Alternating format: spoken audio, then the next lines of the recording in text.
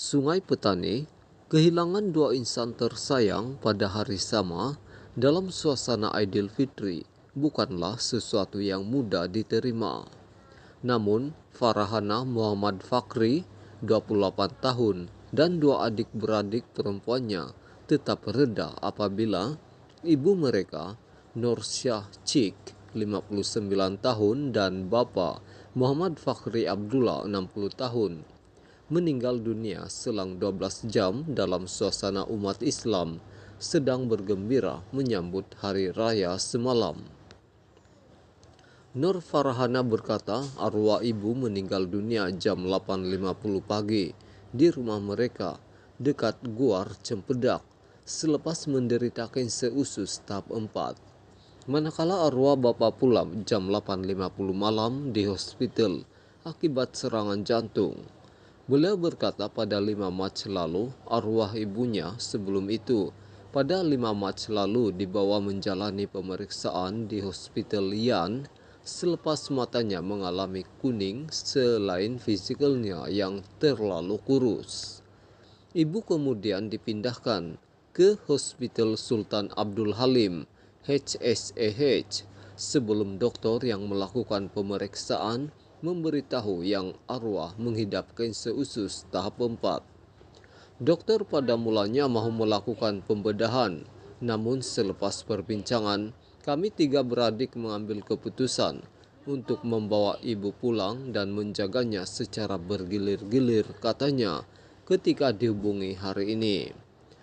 Nur Farhana berkata mereka menjaga ibu sehingga arwah mengembuskan nafas terakhirnya pagi semalam. Sebelum dimaklumkan bapak pula meninggal dunia 12 jam selepas itu. Malam sebelum ibu meninggal dunia, adik seperti biasa ke bilik tidurnya dan ketika itu dia melihat arwah sudah dalam keadaan lemah dan berbaring dengan kakinya menghadap kiblat. Kami adik-beradik kemudian membaca surah Yasin, sehinggalah arwah akhirnya menghembuskan nafas terakhir di sisi ahli keluarga dan kami reda dengan pemergiannya, katanya.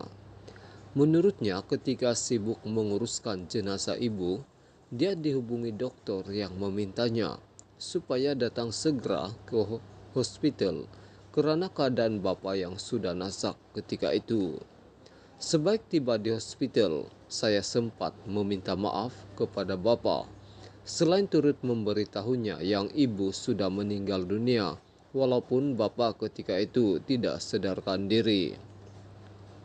Bagaimanapun bapak disahkan meninggal dunia jam 8.50 malam oleh dokter akibat serangan jantung dan kami sekeluarga reda dengan pemergian 2 insan tercinta pada hari yang sama, katanya.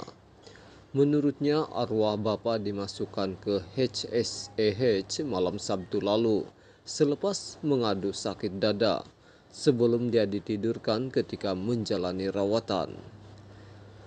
Arwah bapak sempat menghubungi saya sebelum berbuka puasa memaklumkan yang dia dalam perjalanan ke hospital bersama rakannya karena sakit dada. Saya sempat bertemu dengannya di hospital sebelum dia ditidurkan dan dokter ketika itu sudah memberitahu yang keadaan bapak sangat teruk dan risikonya untuk meninggal dunia agak tinggi, katanya. Jenazah Allahyarham Nursyah dikebumi selepas asar, manakala jenazah Allahyarham Muhammad Fakri dikebumi jam 12.10 tengah malam di tanah perkuburan Islam Kampung Kolam, Guar Cempedak. Kedua-dua jenazah dikebumikan bersebelahan antara satu sama lain dengan turut mendapatkan khidmat skuad Hang Cangkul Murtad Dakwah Center MADAD bagi memudahkan urusan pengkebumian dilakukan.